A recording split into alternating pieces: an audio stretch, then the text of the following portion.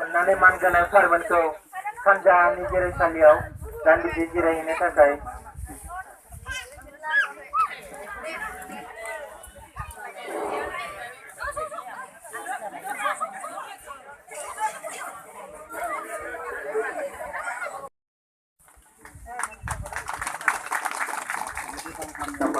बिनि उनाव बरायगोन सारखौ हादामस्रि सेल्फ हेल्प ग्रुप सरमेला रामसारि बिथांजोआ बरायगोन बिथांखौ बरायनो थाखाय खावलायनाय जाबाय।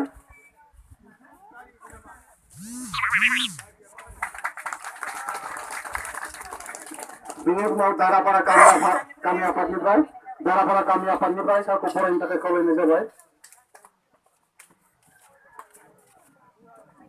बिनि उनाव गोजोनपुर गामि आफादनिफ्राय बरायगोन बिथांमोनखौ बरायनो थाखाय खावलायनाय जाबाय।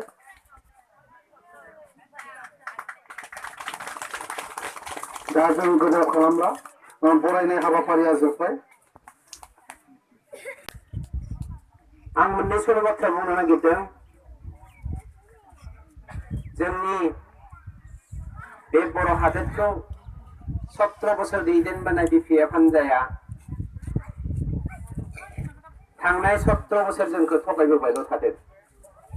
हयथ' बुंदोंबो खोमा नोंथांमोननि बे हालामनि हाखौ जों मियादि फाट्टा खालामना होगोन, नोंथांमोननि बे गामिनि लामाखौ जोङो सरकारि स्लिम स्लाम बानायनानै होगोन, नोंथांमोननि बे हालामाव थानाय फरायसा फरायसुलिफोरनि मोजां सोलोंथाइनि राहा लामाखौ खालामना होगोन आरो बायदि बायदि। खिन्थु बिथांमोना मा होदों मा होआखै जोङो दिनै खेबसे मेगन फिदिंगासिनो गासैखौबो मोननो हायो।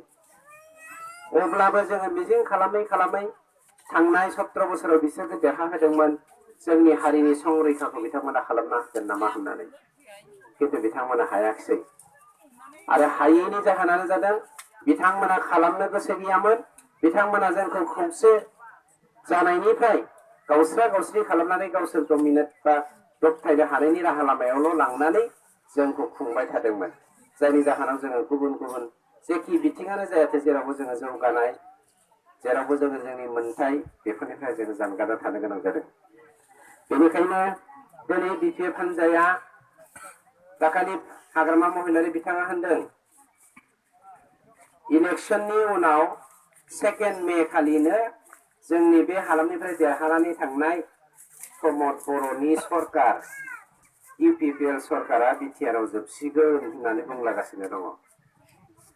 खिन्थु रायजो राजाफोर नोंथांमोननि सिगाङाव गाबोन बिपिएफनि बिजाथि धनन्जय ब्रह्म ना धनन्जय मा नाममोनलाय हितेश बसुमतारी धनन्जया हौरिंसो आं बावगारदों। धनन्जया दा जोंनाव फैहां जादों। आं खोन्थानोसो बावगारदों। धनन्जया जोंनाव फैसिगोन इउपिपिएलआव फैसिगोन। हितेश बसुमतारीया मा होनो गाबोन फैनानै बेवहाय बुंफैनो हागौ रायजोफोर प्रमद बर'आ थगायसुलासो होननानै। खिन्थु मा होनदो आच्छा बे फैथों फैनो बिथांखौ बुंनो बिथांमोनाबो बुंनो मोन्थाय दङ। खिन्थु जाज खालामनाया जोंनि आखायाव दङ। मानोना जोङो जुदि नंखाय बुस्थुखौ आरोबाव खेबसे गोबानानै लायोब्ला जाय हितेश बसुमतारीया नोंथांखौ थाङोब्ला सैमा अमा बायदि गेटनि बाहेरायाव दोनो, नोंथांमोना थाङोब्ला नोंथांमोननो दै गुसु गिलासेबो लोंहोआ, साहा कापसेबो लोंहोआ, बेफोरबायदि हितेश बसुमतारी बावहाय फैयोब्ला नोंथांमोनाबो खामफ्लाय दाहो। खामफ्लाय होनो नाङा बेफोरबायदि लिडारखौ। जाय मानसिया जोंनि बिमाफोरखौ सिनाया, मान होआ, जोंनि बिफाफोरनि बिखा रानख्रेब हाजिरा मावै मावै गावनि फिसाफोरखौ फोरोंनायखौ सिनायनो रोङा, बेफोरबायदि लिडारफोरखौ जों बेवहाय जायगा होनो नाङा। बेनिखायनो सिबिजाथाव रायजो राजा नोंथांमोन बिथांमोना जेखि बुङाथों मानो